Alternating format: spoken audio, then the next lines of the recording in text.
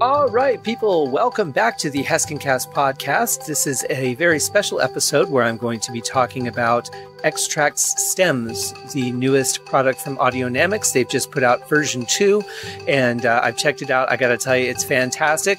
But before we get into that, I do have the podcast on hiatus right now, still in hiatus, finishing up the album. I'm just about to start the mastering process, hoping to have that done this weekend. Then a couple more checks before I ship it off to distribution. Should be out sometime around the middle of October is the plan. And that is the Haunted Holidays Deadly Christmas 3 album. All new stories. There is the return of the Sugared Plum Fairy, for those of you following that storyline, which there's really only been one song. So this is the second one. But I've had a lot of fun with this. It's been great the last couple of years getting these albums done and kind of reimagining some classic Christmas tales in ways that will ruin your childhood. You kind of have to have balance, right? So I've got the mental sauna stuff that I do that's going to be relaxing and help you meditate, help you sleep, help you stay calm, help you calm those around you, create a serene environment. And then I've got the horror albums that I do that will just kind of, prevent you from sleeping, so you need more mental sauna music. Kind of like, this just occurred to me, but kind of like the way that Carmex, it's believed that they put a chemical in there that made you lick your lips so that you would then need more Carmex. I don't know if that's true, but that's what I heard. And it's the same concept. Although I didn't do that to people intentionally. It just kind of worked out that way. But either way, I've got you covered. You want to be frightened, you want to be sort of terrorized, I've got that. Or you want to relax and meditate, I've got that. Got you covered on all sides. Now I'm just in the middle of trying to figure out what my next project is going to be, going back and forth between a couple of different things. We'll see, but I'll have to come to that decision fairly soon because it'll be time to start working on it here in the next couple of weeks after this album is done. So in the meantime, the podcast is on hiatus. I did do an interview yesterday that I'm very excited to bring you. And there is another special one that I'm going to be recording on Sunday and then releasing on Sunday. Kimberly, my dear friend from Phoenix for many, many years. We've worked on some projects together. Some we were together on, some we weren't together on, but we're on the project. And she's releasing her first book. And it comes out on the 1st. So the podcast will also come out on the 1st. And I'm very, very excited to celebrate that with her. Having released a couple of books myself, I certainly understand the excitement, the exhaustion, the relief, and just the kind of, now how are people going to react to this? What are people going to think? Is anybody going to care? Are a lot of people going to care? There's so much that goes into that. And, but it is such an exciting thing and an exciting time. And I'm very, very happy for her. And then, the next episode, I had the lovely pleasure last night of interviewing Gabrielle Stone, whose first book is out, on Amazon right now, Eat, Pray, #FML. And it is a fantastic story, all true. And kind of the thing that we all wish we could do is just in the midst of heartbreak and horrendous moments, just leave the country for a month and go caravan and experience things just with no plan, just on the wing and the prayer and just go do it. Absolutely fantastic. It was wonderful to chat with her. She's a very lovely person. Watched a couple of the films that she's done. Didn't realize until our talk afterwards that I almost worked on a project with her. I forgot she was in it. It was a brief scene. It was a few years ago, and the movie never came out. But I was excited to have that realization. Her mom, Dee Wallace, was also in it, and she's just another lovely person. And of course, you guys know her from E.T., Cujo, the 200 plus films that she's worked on. But I'm excited to have Gabrielle on. That episode will be coming out very soon. And then I've got a bunch of other things lined up. It all just kind of happened really fast. I was hoping to take a hiatus from the podcast while I was finishing up the album. But at the same time, you got to set up the next interviews. You've got to schedule. You've got to reach out to people. You've got to do follow-ups and all that. And then you got to figure out, okay, well, now a bunch of people responded. And how do I now schedule these out? The other careful thing for me is that I've got a couple of special episodes lined up for October to kind of, support the Halloween time of the year. And so, I don't want to book too many interviews and then, kind of have to push them off until after Halloween. Maybe I'll release an extra episode during the week. I don't know. We'll see how it goes. But so far, things have gone really well in that vein. So, but enough of me babbling. We're here to talk about this wonderful new product from my friends at Audionamix. As you may remember, I did have an episode, which was episode 59, with the lovely Ellie McNeil, who is one of the people at Audionamix that really just works tirelessly day and night to make things happen. And she was lovely to chat with. So if you haven't listened to that, go back and check out episode 59. And we did talk about IDC, the Instant Dialogue Cleaner, which is what I use on every single podcast. And I absolutely love it. They featured a quote of mine on their website, as well as one of their demo videos on how to clean a podcast. They took some of my audio and used that for their demonstration. So I've met them at the NAMM show this past January and have just really built a great relationship with them. They're lovely people. Everyone I've spoken to there has been fantastic, really excited, really believes in what they're doing. They're not employees. They're a part of it. And I really respect that because, we've all had jobs where, we know what we sell is cool, or we know the store does something good, or, they process something important and it helps people. But there's a big difference between that and really being excited about what you're working on and what you're a part of and how you're shaping things and making people's lives easier.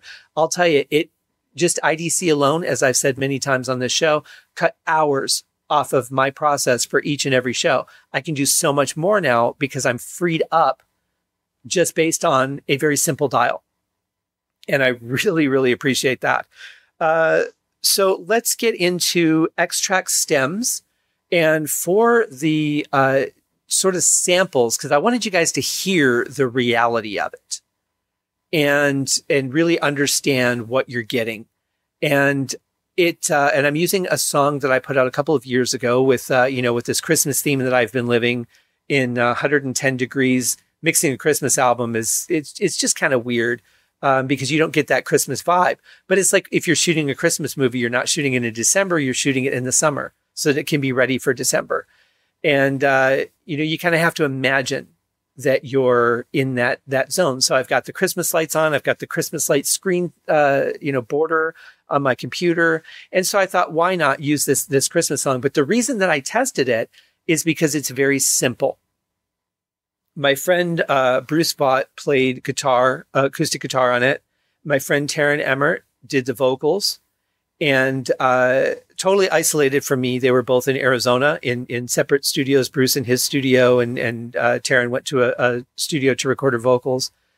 And it was simple because it's just acoustic guitar, bass, drums, and vocals, and a little bit of percussion. There's some tambourine in there and that.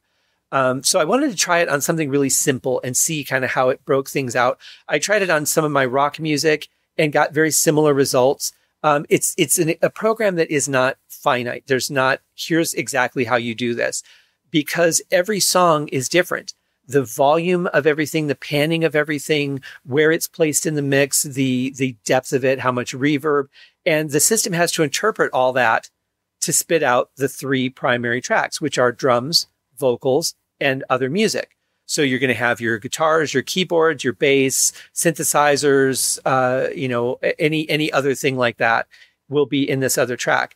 And it's not a perfect system. And to ask it to be a perfect system, I think would be absolutely ridiculous. But I'm amazed at how good it actually is and what it actually breaks apart for you. So in thinking in terms of the experiments that I did and what you'll hear, I want you to think about what the actual applications would be for something like this. And this is in my opinion. Obviously, it's something that remix artists can use. And any of the bleed over from one track to another, you're going to be able to bury it in the mix. Won't be a huge deal for you at all. You could probably use some different products like Isotope RX and things to clean out maybe some of those frequencies and sounds that you don't want in there. But you'll see how great it separates. but also it has to interpret every little thing. And there's so much going on at once. And it does an amazing job. I can't imagine. I just picture, screen after screen after screen of code just being generated while it's trying to figure this out. And I can't even fathom what it's actually doing in the background to make this happen, especially as quickly as it does. So I'm going to walk you through the process, and I'm going to play you samples of each of the different processes that I used for this song. And I'm going to play you just a little bit of the clean song so that you'll see what we're starting with. And then you'll be able to see how XTRAX Stems 2 breaks it all down. And I honestly, I think you're going to be blown away.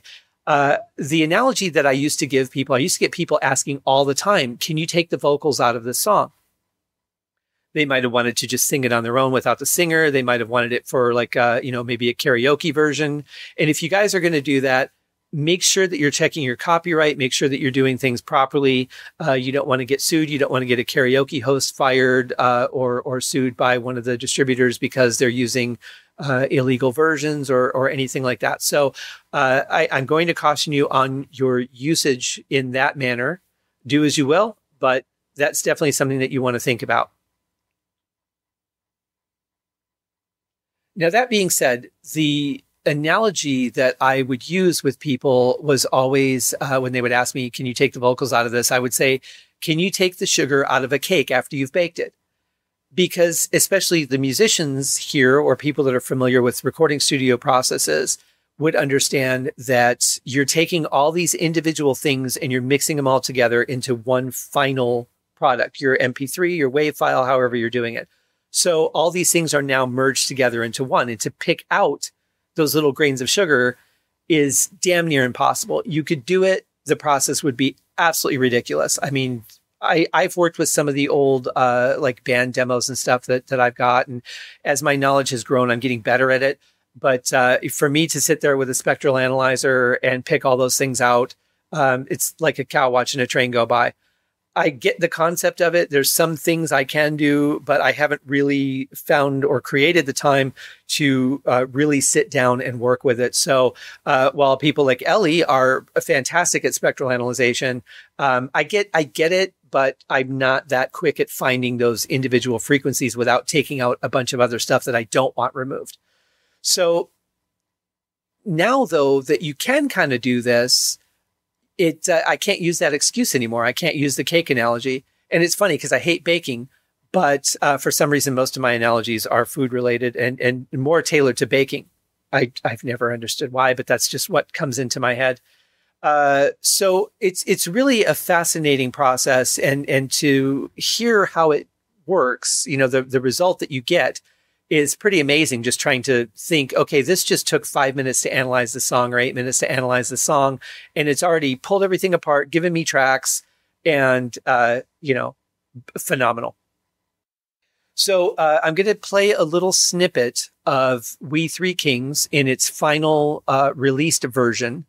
So you'll hear it as I entered it into XTRAX Stems 2. And then we'll go into how it breaks down, and I'll give you the samples of each of the processes on each section from there forward.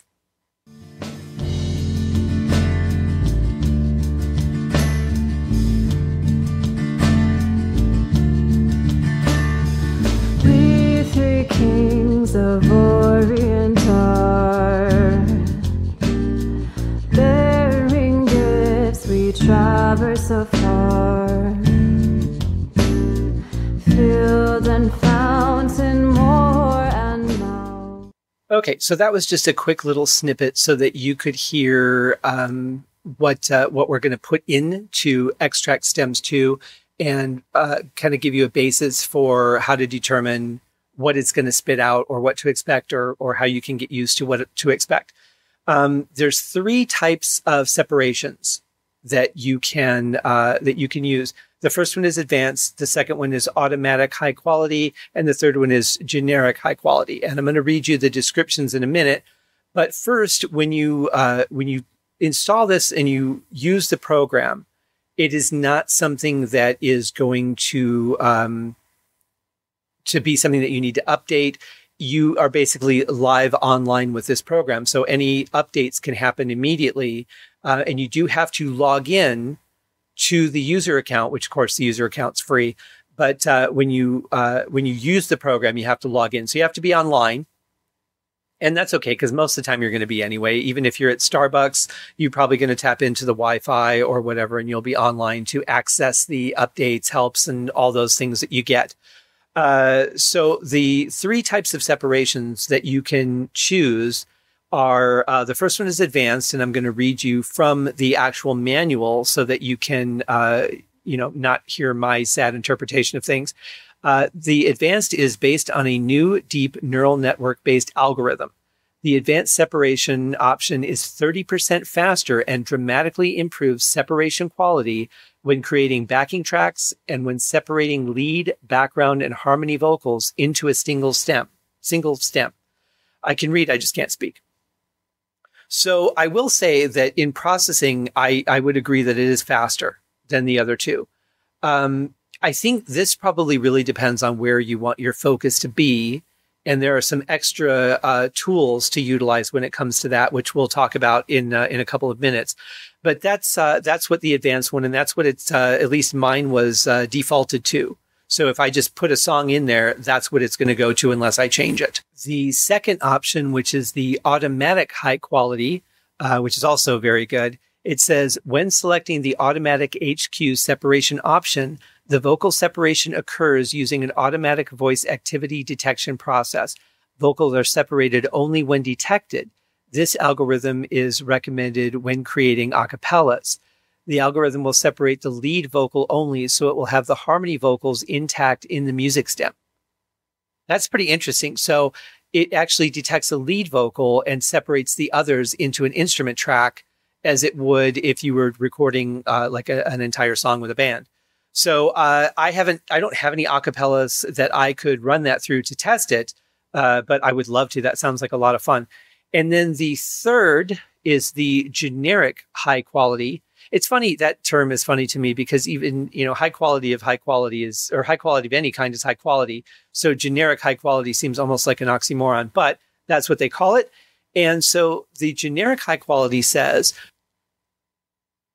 with the generic HQ separation option, the vocal stem will be made of the main melodic content extracted on the entire duration of the file. It can be useful when the automatic voice activity detection misses segments of the voice or when trying to extract a monophonic and melodic instrument, such as a saxophone solo. And that makes sense if you think about it, because if you're looking at lyrical instruments, I would imagine a saxophone, a guitar, a flute, anything that's within, not just within the vocal range, but that plays like a vocal, the algorithm probably will detect that and then have to make decisions on what it does as far as whether it includes it in a vocal or in a music track. I don't know how it tells the difference. I can't even fathom the background technology behind this, but it's pretty amazing stuff. So I actually did a run with each one and did the individual tracks to see just kind of what I got, and then did a little experimentation in addition to that with another setting that we're going to talk about here in a minute. So the first thing that I want to do is I want to play you samples of the advanced process. And what I'll do is I'll play you first a few seconds of the music track, then a few seconds of the drum track, and then a few seconds of the vocal track. And you can get an idea of how it actually broke everything down. And I'll play the same section so that you can do, an accurate comparison. And so here is the advanced run right now.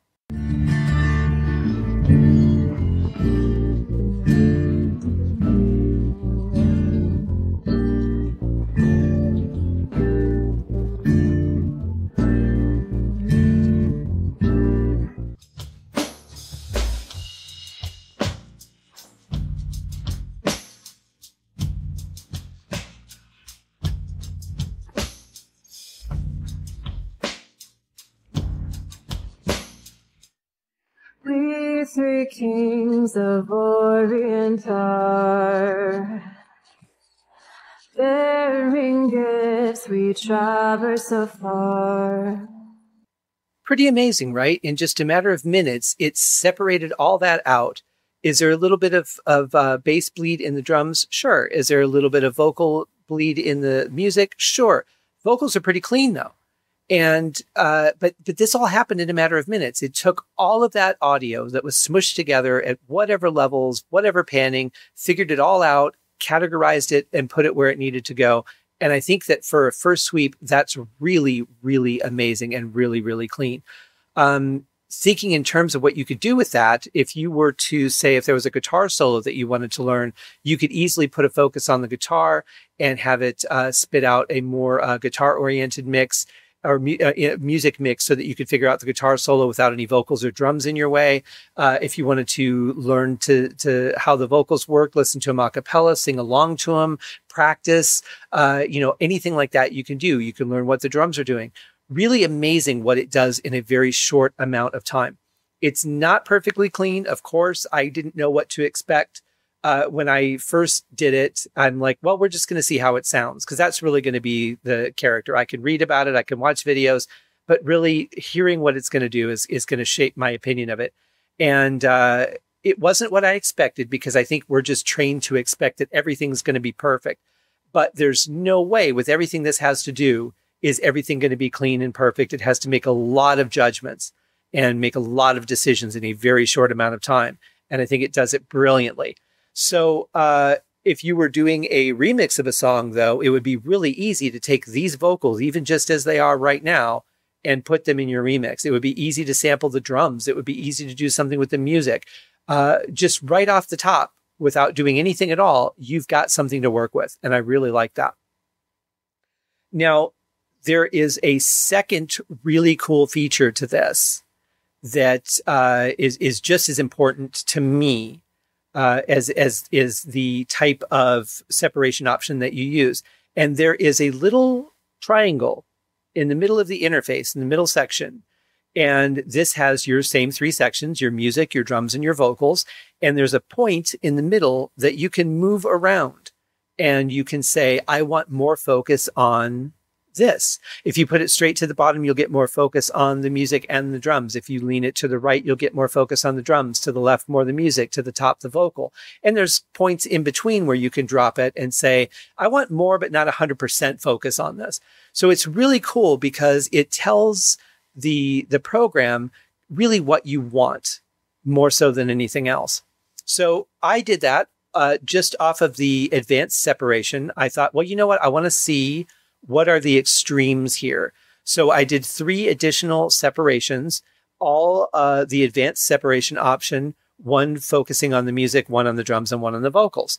So I will play those for you now in that order, and you'll be able to hear what I heard, what I got out of it, focusing on each one of those. And of course, you can export all these as 3 different stems. You can also export the mix, but you can export the 3 different stems, and it will give you 3 separate tracks. So you can hear them as I give them to you. That's what you get when you export. And I just did an export after each type. So I did focus on music 100% and exported that, focused on drums, exported that as 3 individual stems each. One thing I do want to say that's really interesting is after you separate them out and you've got your 3 tracks on within your picture window, you could play them all the individual tracks that you can solo, and you can hear the music is a little bit muddy, drums have a little bit of vocal bleed. But when you just play all 3 of them together, it's the same as the original file. If it actually works as if you didn't separate anything at all. It's really amazing because you would think after manipulating some of these things, playing all 3 tracks together, you probably lost something somewhere along the way. I can tell you, I didn't lose anything on any of the tests that I ran.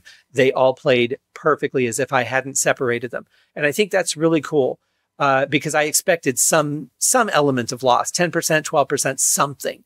And I got nothing at all, which was amazing. So what I'll do now is going off of the advanced separation option.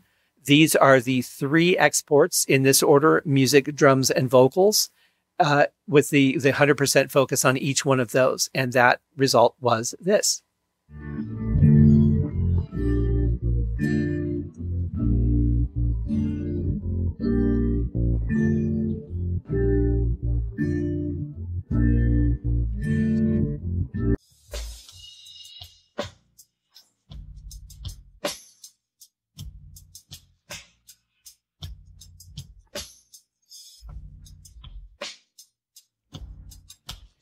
We three kings of Orient are, bearing gifts we traverse so far.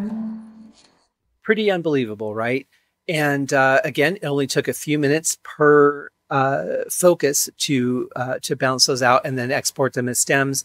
Really, really amazing technology. Now, here's one thing I don't like, and I hope that this will change in a future upgrade. But when I'm doing these for the podcast, I've got my podcast episode is like 7 directories deep from the main drive. So when I go to export these, every time I do it, it starts me off from the main drive, and then I have to go to where I want to save it. So I have to go to this directory, this directory, this directory, like 7 levels deep to get it where I want to go. And I have to do that every time. So it doesn't have a place where you can store, like, here's my save point. Here's the drive I want to start with, the directory I want to start with when I load and save. At least not that I found. If that's in there, I apologize, Audionamix, but I did not see that. And so I'm hoping that that will be something that that comes out later, because I think that there are going to be a lot of saves during different processes. And I think that that would be very helpful. There are other programs that work the same way, and I have the same frustration with those. But honestly, that's, to me, is the only thing that I have to say that's negative. The rest of it, I feel very positive about. So as you listen to these, yes, the music sounds a little bit warbly because you're also messing with the EQs. The EQs were designed for the mix, right? So the individual instrument EQs aren't really designed necessarily to be playable. They're designed to work in the mix, not on their own.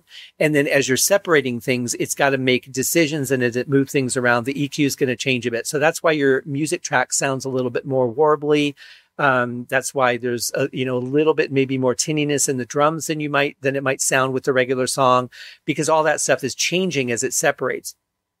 Now, of course, you have the ability to take that track and run it through an EQ, do whatever you want with it. So there's really no permanent loss there, because you can edit it and you can run it through whatever processors you want. So you're still getting the separation, though, and that's really what this program is designed for. With the vocals in this one, even though the focus is 100% on vocals, it puts it more up front.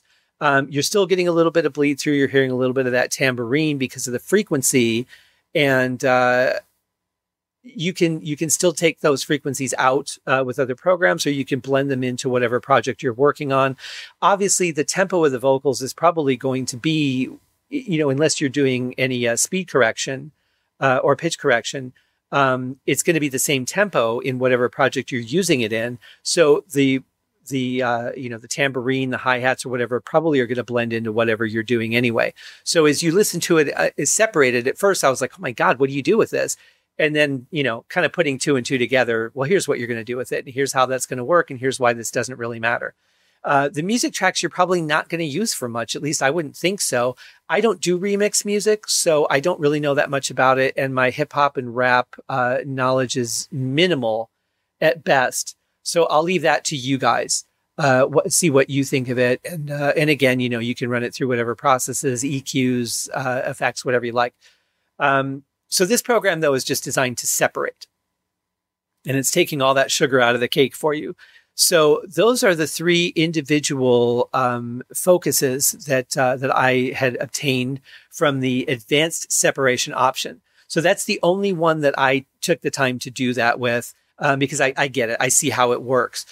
So for my purposes for doing this podcast, though, for the next demonstration, what I'm going to do is go back to the beginning and use the generic high quality separation option, which is the second one on the list, and go back using the original, no focus on any of the tracks, just that little dot in the middle of the pyramid sitting nicely, resting for me to do something with it later. So this is the result I got from that.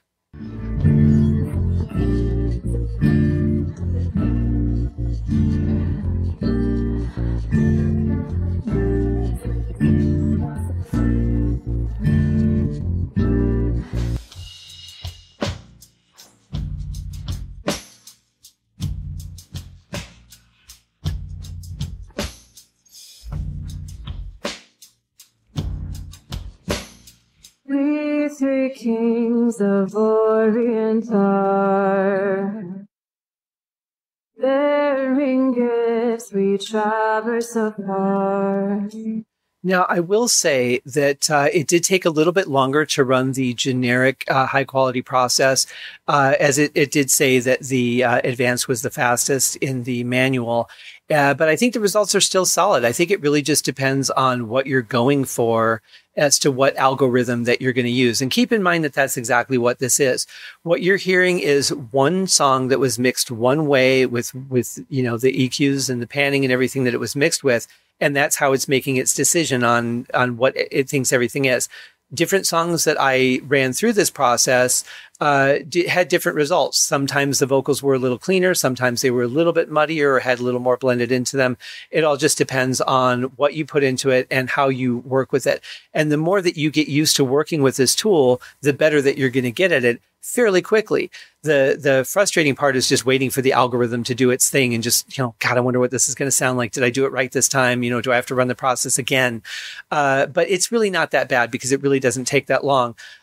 Just to give you a quick idea, I'm working off of a Windows 8.1 6-core 3.3 processor computer. And it works fairly efficiently. I've got 16 gigs of RAM. I'm able to run music, film, effects, all that stuff at the same time if I'm doing some scoring. So the computer is decently fast and fairly high powered. I don't know how the times will change based on other processors, different versions of Windows, that sort of thing. But it does work fairly efficiently for me, and I'm really excited about that. So the next thing that I'm going to do then is play the last set of samples, which is the automatic high quality separation option. And, again, doing exactly the same thing. No focus on any particular instrument. Just ran it through one time and exported it out. I got what I got, and I just wanted to see, compare the differences a little bit. So here's that.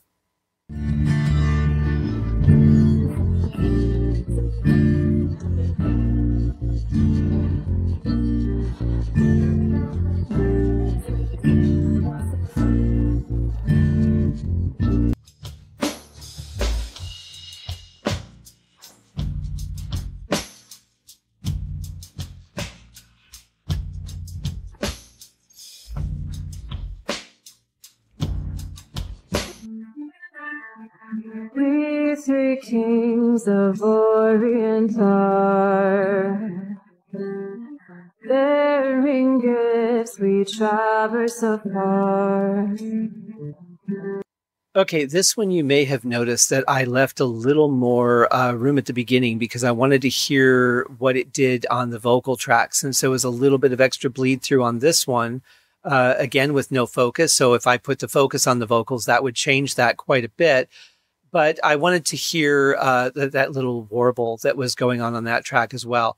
Kind of interesting. You could use it as an effect. I mean, even the things that seem like they're artifacts can have some value just depending on what you choose to do with it. But I did think that was interesting. I also thought it was interesting that the drums came out so much more nicely on this one. Again, using the automatic high quality. But again, it's all on how this song was mixed, how it was interpreted, and all the factors that go along with that. But pretty amazing what this program can do. I absolutely love it. And the really cool thing, honestly, when I first heard of this, and I thought this has got to be, I'm going to guess between $350 and $699 was my, I know that's a wide range, but I figured somewhere in that range is where the price would be.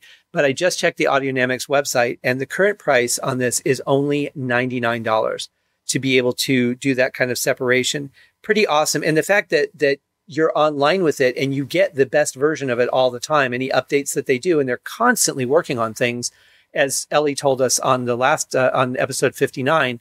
So, you're getting the best all the time without having to get those annoying notifications of, you need to upgrade this, you need to upgrade that, because we work with so many programs. I can't even fathom the number of different things I have on my system right now.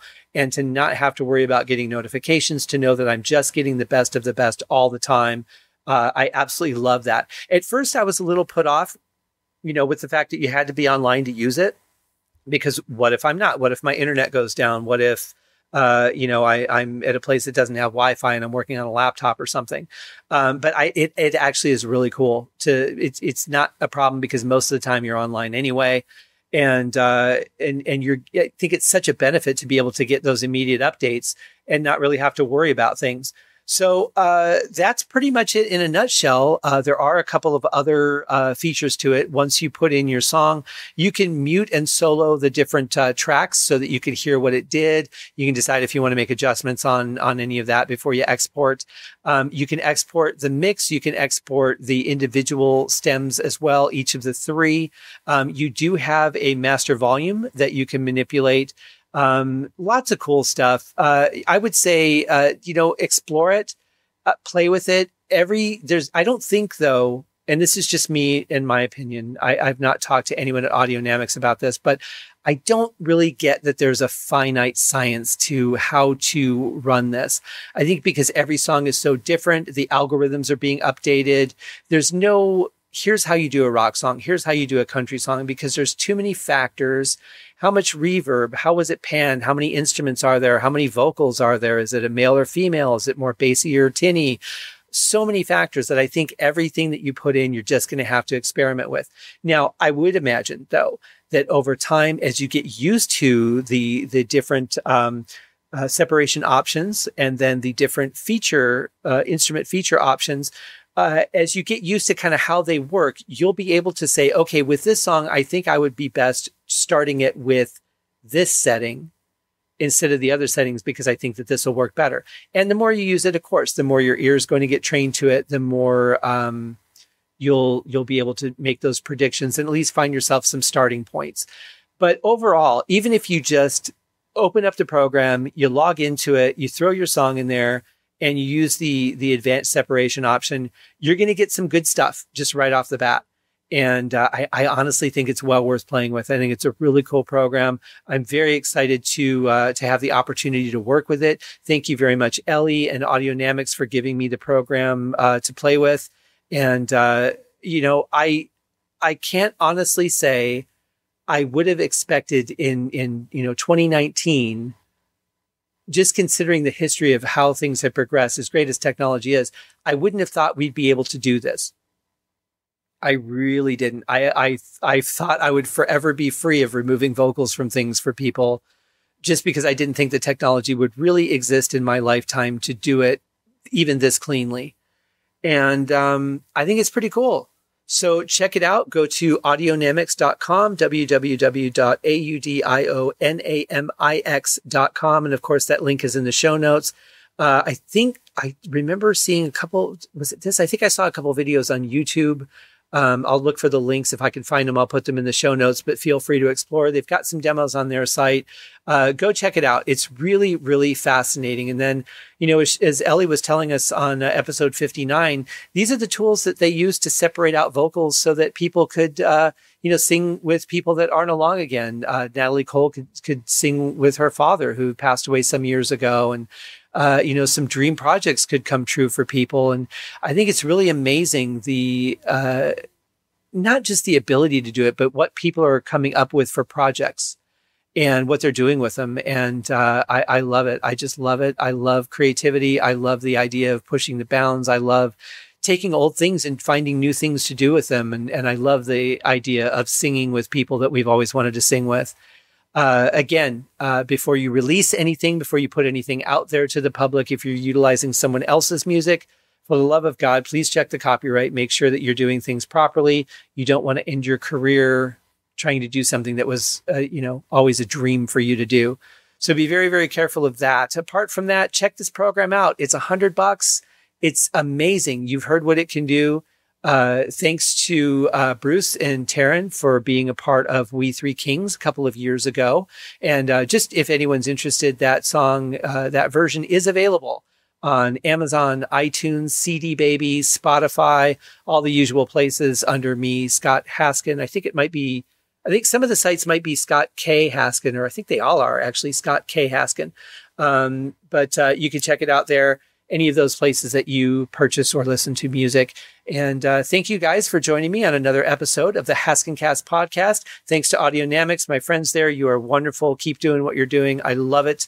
And thank you guys for hanging out with me for another episode, especially you tech people and musicians, which I think probably found this especially interesting and are already maybe drooling over what you can do with this. So go to Audionamix and check it out. I will be back soon with a couple of new episodes. I've got some more interviews lined up. I'm really looking forward to talking to Kimberly about her new book, and of course, Gabrielle Stone about her book, Eat, Pray, FM, hashtag FML, and Kimber's new book, which we'll talk all about on Sunday. And thank you guys for joining me, and we'll see you very soon.